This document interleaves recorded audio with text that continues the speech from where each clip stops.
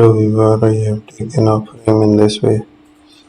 We can apply the different pattern stamp on it. So to cover up the whole image, we will reveal by using the history brush tool. So that's the actual image we have found under that hidden material. We will try the filters from the filter gallery. So these are the filters.